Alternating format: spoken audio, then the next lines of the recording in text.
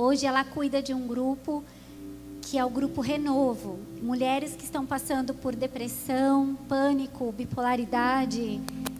Mas ela chegou de terça-feira neste grupo. Amém? Então ela foi socorrida, amada, e Deus fez. Deus é quem fez toda a obra.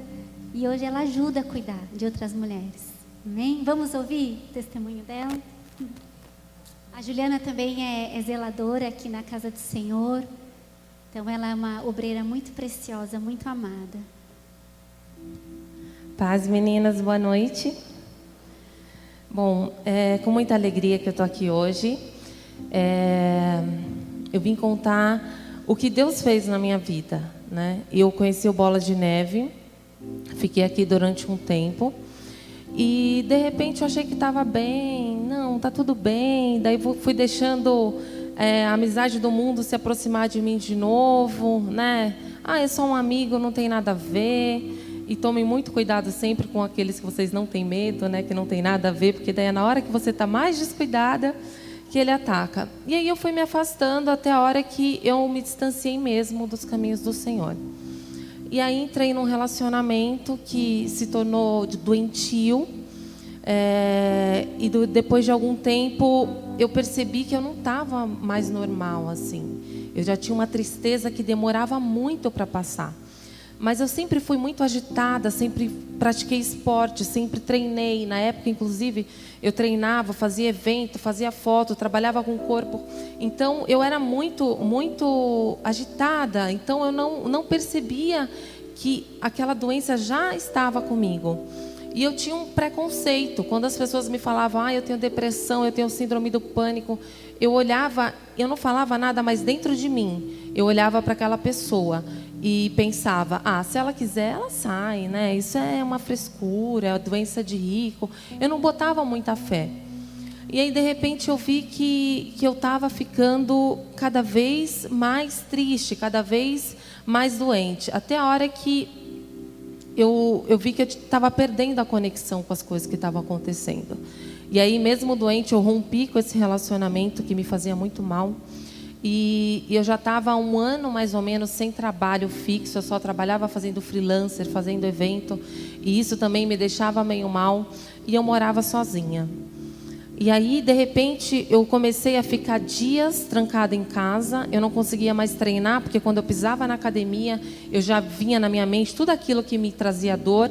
Então, eu voltava para casa e, às vezes, eu olhava para um canto da parede e ficava ali 4, 5 horas. Quando eu via, o dia tinha passado.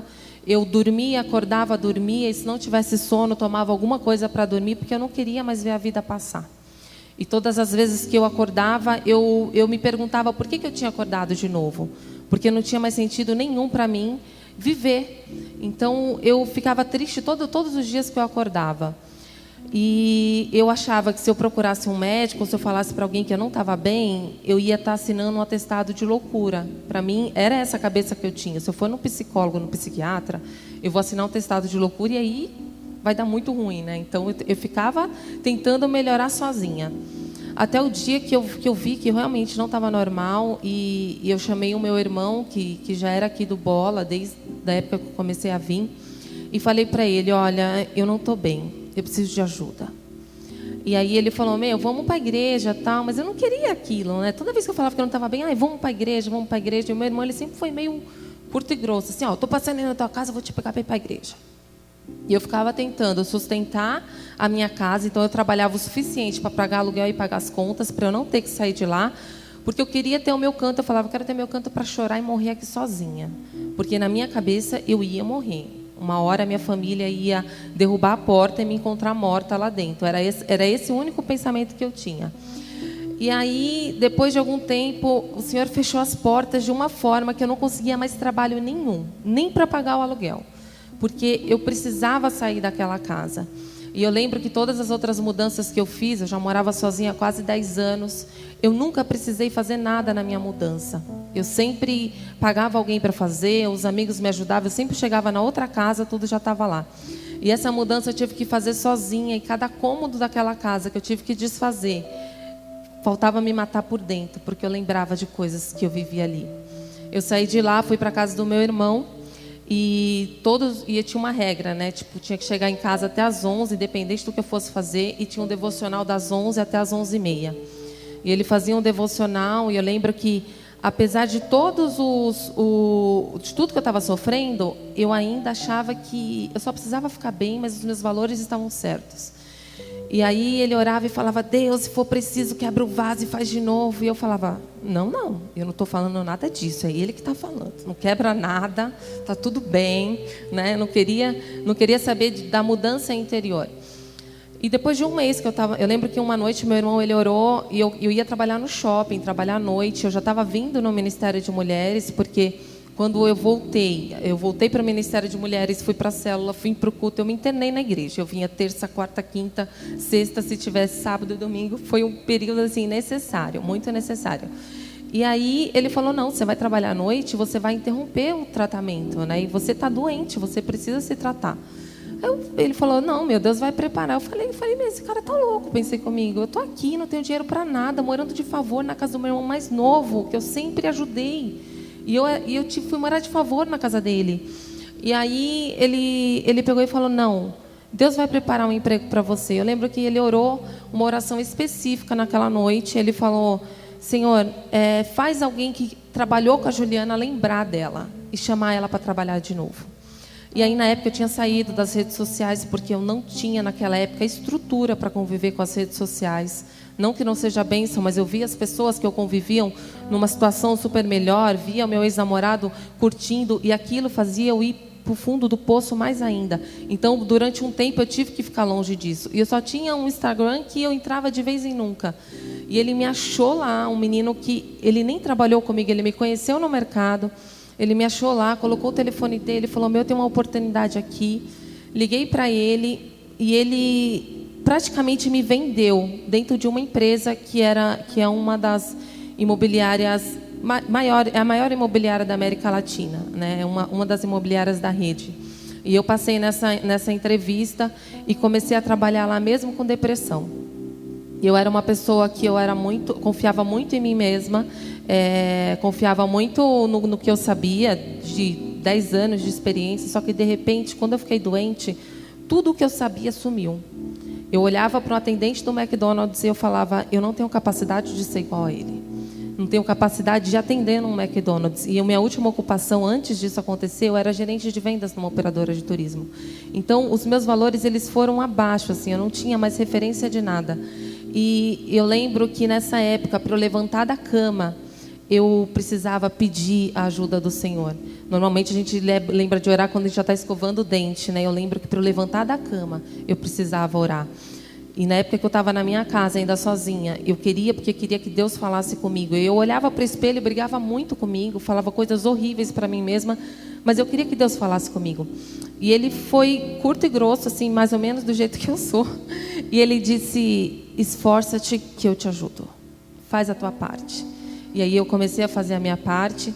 Eu lembro que teve um dia que eu tentei fazer N programações e nada deu certo. Eu resolvi pegar um livro que estava na estante lá para ler, fazia séculos, da época que eu vim no Ministério de Mulheres há muito tempo atrás, chamado Eu, Minha Boca Grande. E aí eu comecei a ler esse livro. E quando eu comecei a ler esse livro, eu vi que eu só profetizava coisas ruins na minha vida. E aí eu comecei a ler a palavra e comecei a no começo era muito louco, mas toda vez que vinha o pensamento ruim, eu não falava nada. E depois de um tempo eu comecei a profetizar coisas boas na minha vida. E foi uma luta. Eu lembro que tinha dias que eu colocava a mão na minha cabeça e falava: eu sou curada, e declarava até mesmo sem forças. Mas a minha cura foi aqui. Foram nas rodas de terça-feira. Eu lembro que eu não queria estar aqui, mas eu precisava estar aqui. Então, a Ju chegou assim e falou para mim: Cris, eu não gosto de mulher, eu não gosto de trabalhar com mulher, eu não sou assim que nem você, mas eu vou vir porque Deus está mandando. Para vocês terem uma ideia, eu só contratava homem, gente, eu não suportava mulher. Hoje, trabalhar com mulher, eu tenho que ser uma coisa de Deus mesmo, porque não era meu. E eu lembro que eu sentava na roda e eu tinha um pânico que eu estava olhando para a pessoa, ela achava que eu estava normal, mas eu queria voar no pescoço da pessoa e matar ela. Então, na minha cabeça, eu já tinha voado e matado ela. Mas eu estava ali olhando, parecia um zumbi. A cada terça eu tenho muitos livramentos, muitos livramentos. Eu lembro que a Dani, uma vez, ela me abraçou e ela encostou a cabeça na minha e ela sentiu os meus pensamentos que eram violentos, assim. Eu ia em um segundo, eu ia na China e voltava. Era muito perturbada. E ela levou um choque, assim, foi para trás e falou: nossa, eu senti seus pensamentos, que coisa horrível. E a cada terça, mesmo não querendo vir, eu vinha. Às vezes eu não falava nada. E essa roda, gente, é uma roda de muita luta. Então tiveram dias que não tinha nenhuma coluna para ministrar e a gente ia ficando em outras rodas, até um dia que eu me injuriei e eu falei: eu não vou ficar em outra roda. Vai colocar alguém aqui para ministrar a gente. Falei com a Cris, falei com a Spirandelli e tal. E elas foram lá. E até eu estava conversando com a Dani esses dias, a gente lembrou de um dia que a gente sentou aqui e eu parecia, gente, um bicho, eu parecia um zumbi. Que eu não falava com ninguém, perdi a minha vaidade, porque eu sempre cuidei muito do corpo, do cabelo. Como eu fazia foto, eu tinha que estar sempre com o loiro chapado, tinha que estar bronzeada e tal. E eu perdi isso, cabelo escurão, não me maquiava, era uma coisa meio... Você olhava, você falava: meu, ela não é mais ela. E eu me submeti. Eu lembro que eu tive que obedecer algumas coisas que eu não estava com vontade de obedecer e que eu não achava que era certo também. Porque eu ainda tinha muito de mim, do mundo, né? Que eu não me permitia ser reconstruída. E depois, eu acho que de uns 6 meses que eu já estava trabalhando, eu vi que não era o trabalho que ia mudar a minha situação. As coisas precisavam mudar dentro de mim. E não é o pastor pôr a mão na sua cabeça também que vai te transformar. A transformação é diária. No fim das contas, as nossas maiores decisões ficam entre nós e Deus. E eu lembro que teve um dia que eu falei: Deus, eu cansei de brigar com o Senhor. Eu cansei. Porque eu fazia força para continuar. Assim, eu falava assim: eu não queria Jesus, eu só queria ser curada. E aí, os meus valores continuariam os mesmos a partir do momento que eu me sentisse eu novamente. E aí teve um dia que eu parei de medir força com Ele e falei: Senhor, eu me rendo. Eu me rendo porque eu entendi que eu não consigo fazer nada sem o Senhor, que eu preciso do Senhor. E a minha cura, ela aconteceu de uma forma assim que eu não sei precisar um momento que ela aconteceu. Eu sei que as crises, a síndrome do pânico, ela começou a ter um intervalo cada vez maior e eu comecei a me alimentar da palavra de uma forma que na hora que vinha aquele pânico, as palavrinhas, a Bíblia parecia que saltava assim na minha mente, eu começava a lembrar da palavra e eu conseguia sair mais rápido daquelas crises. Até a hora que, quando eu vi, eu não tinha mais crises. E aquela tristeza, conforme eu fui entendendo que era perdão, conforme eu fui perdoando, eu fui sentindo que aquilo foi me soltando. Passei por ministrações, sim, dei muito trabalho, sim. Teve dia que eu peguei a Vaninha aqui, a Vaninha ficou horas, com todo amor, né, me dando atenção. Outro dia eu peguei a Dani. Teve muita gente que gastou tempo comigo. Que a Thaís da Cura, por exemplo, quando eu vim aqui, já e desviada ainda, eu falei: eu já fui obreira dessa casa e hoje eu não consigo pisar na igreja.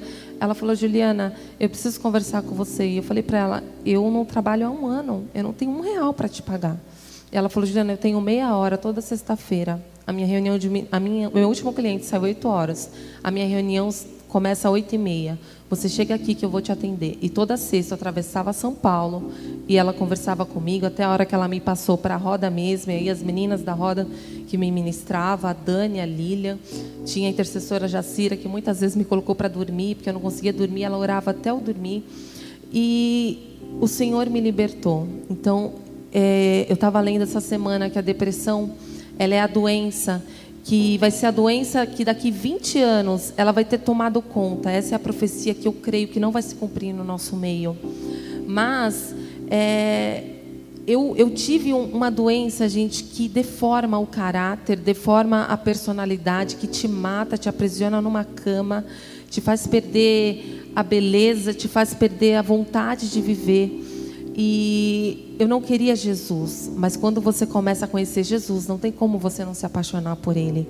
E o dia que Ele começou a ser mais importante que a minha cura, Ele me curou. E eu estou aqui para falar para vocês de um Deus que cura. Que não importa o que você está passando hoje, o quanto você se sente aprisionada, o quanto você se sente morta por dentro. Eu estou te falando de um Deus que traz vida. Muitas vezes eu vim para cá, eu não acreditava muito naquilo que eu estava fazendo mais. Eu não acreditava que tinha salvação para mim. E eu vim, e a tua disposição de estar aqui O teu primeiro passo, Deus está vendo e Ele vai te honrar. Eu sei que vir às terças-feiras nem sempre é fácil. Sempre acontece um monte de coisas no nosso dia, mas se esforce. Faça a sua parte. Aqui a gente fala que a igreja é um hospital. Eu acredito que o Ministério de Mulheres é a parte dos especialistas, né? É onde tem um especialista para cada coisa. E às vezes a gente vem achando que não vai mudar nada na nossa vida, mas é aos poucos, Ele vai nos transformando aos poucos. E quando a gente vê, eu lembro que até a hora que eu cheguei na Cris, falei: Cris, acho que não tem mais sentido eu estar na roda, né? Porque eu já não sinto mais aquilo que eu sentia. E aí eu passei, acho que quase um ano estagiando, né, Cris? Até vim ajudar as meninas.